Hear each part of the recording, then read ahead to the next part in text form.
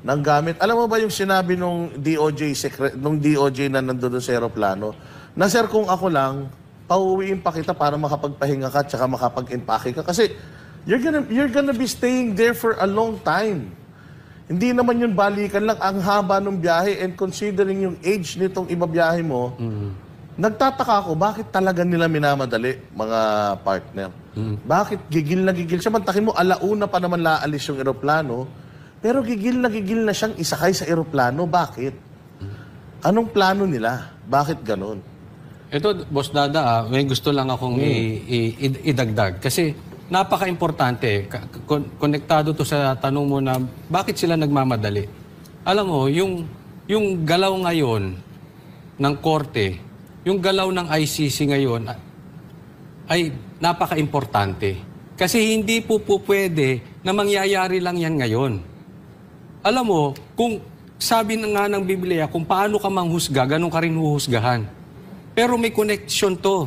Dahil papasok dito, kung pinayagan ito ng korte, papasok ito as jurisprudence.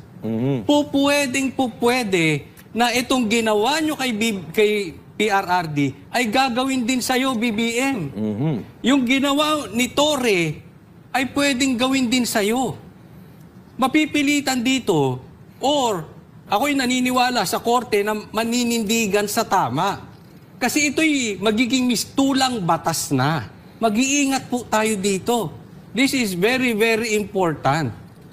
Kasi lahat po, ay sasampahan ng kaso yan. I'm very sure, sasampahan ng katakot-takot na kaso to si Torre. Sasampahan ng kaso itong ating gobyerno. And the Supreme Court should act. Dapat kailangan silang gumitna at desisyonan itong mga bagay na ito. At alam ko, magdi-decide sila in favor doon sa tama.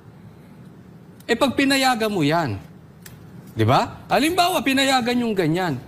Tayo, basta ka na lang pwedeng huhulihin, tapos ipapadala ka na doon sa ibang bansa. Hindi mo na, wala nang korte-korte. Ang korte natin ay DOJ na, which is executive. Kaya nga meron separation of branches eh.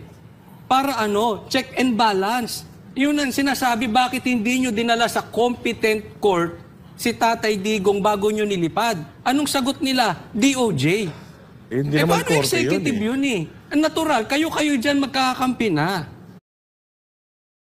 Daw lahat ay tama.